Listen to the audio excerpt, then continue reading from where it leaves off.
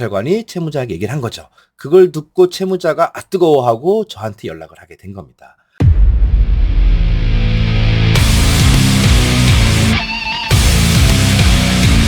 이걸 해보면서 얻어낸 결론은 결국에는 돈은 사람이 준다라는 거예요. 안녕하십니까. 채권 추심하는 배구현 팀장입니다.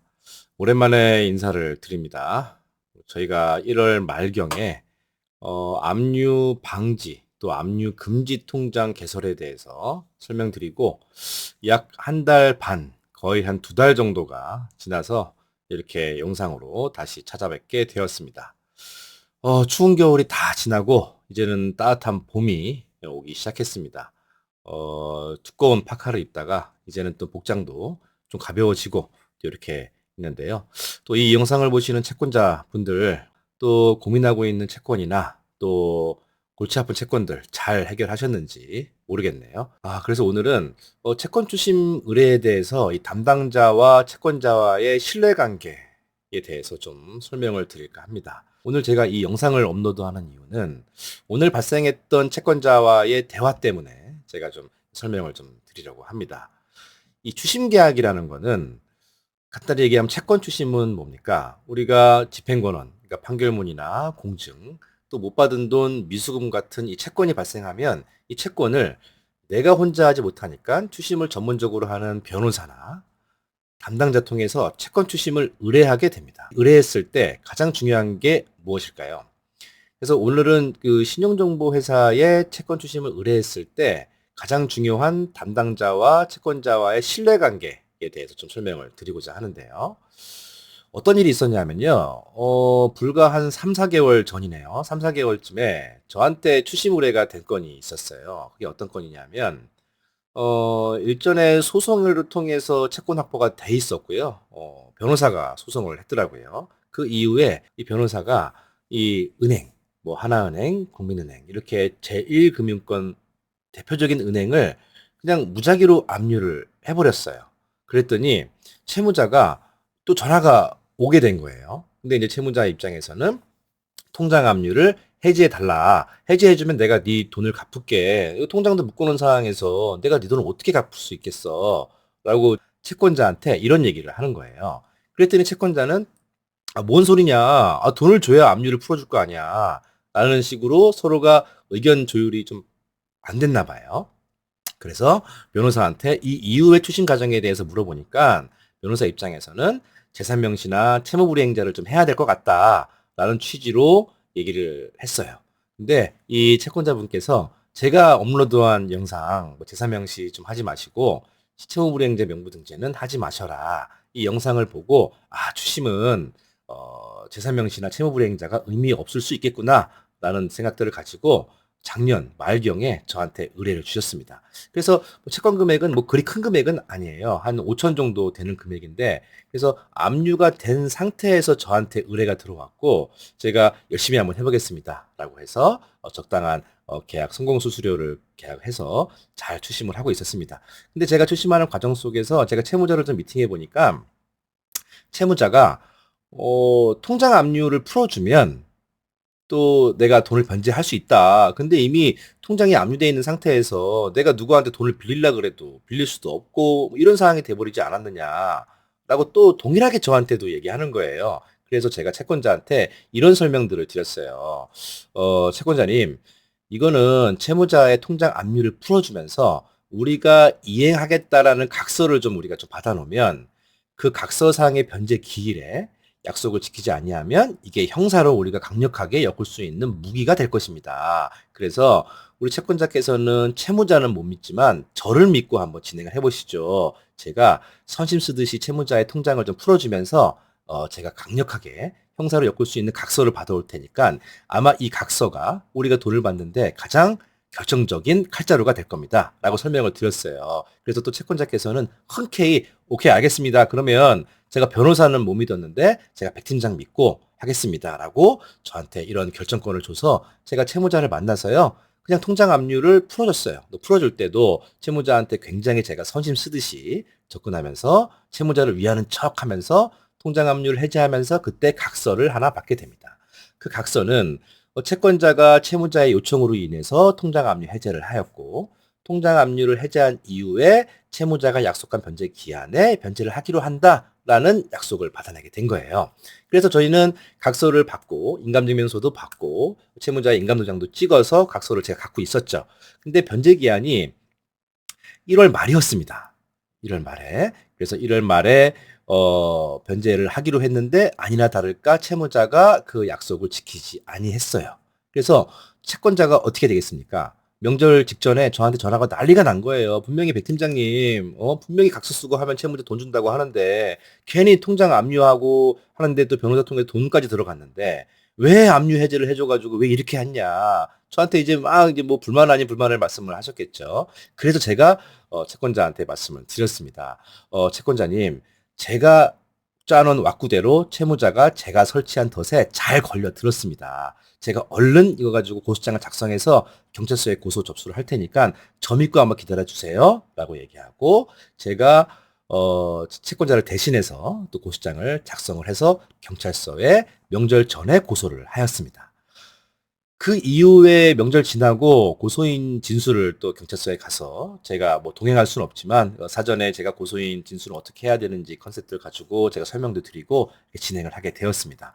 근데 오늘 채무자가 연락을 온 거예요. 그 어떤 연락이 왔냐면 경찰서에 수사를 받았더니 경찰관이 이러이러이런 사유로 인해서 이게 사기죄로 처벌받을 수 있다라는 취지로 경찰관이 채무자에게 얘기를 한 거죠. 그걸 듣고 채무자가 뜨거워하고 저한테 연락을 하게 된 겁니다.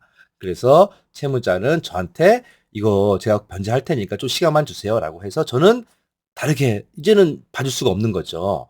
아니다.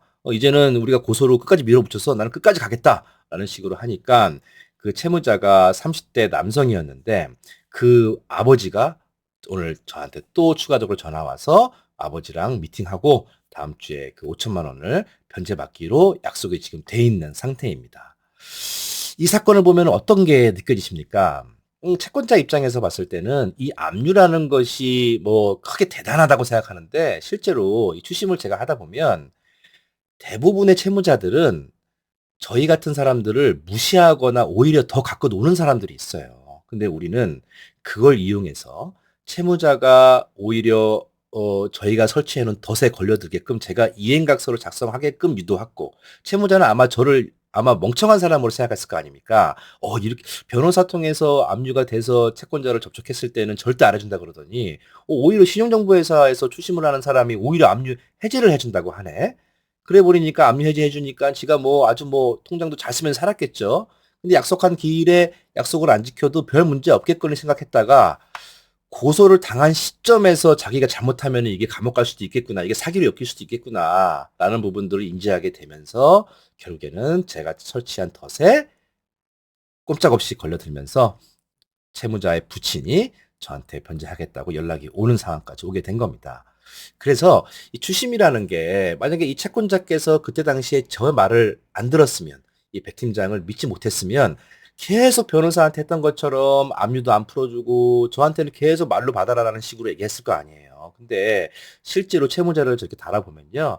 실제로 말로 받아내기가 쉽지가 않습니다. 그래서 추심하는 과정 속에서 우리가 또 형사로 엮을 수 있는 이런 덫도 설치하고 또 때로는 채무자의 어깨도 좀 주물러 주면서 뒤에서는 은밀하게 채무자가 벗어나지 못하게 울타리도 설치하고 채권자와의 잘 호흡을 맞추면서 역사를 한 번에 잡을 수 있는 순간을 만드는 것이 신용정보회사 담당자의 능력이거든요. 그래서 꼭 채무자를 망가뜨리고 또 담당자가 압류를 풀어주자고 했을 때 이걸 또 의심하고 이러는 것보다는 채권 추심을 한 번 또 백 팀장과 의뢰하셨으면 저를 믿고 또 잘 따라오시면 어찌됐든 제가 원하는 건 뭐겠습니까?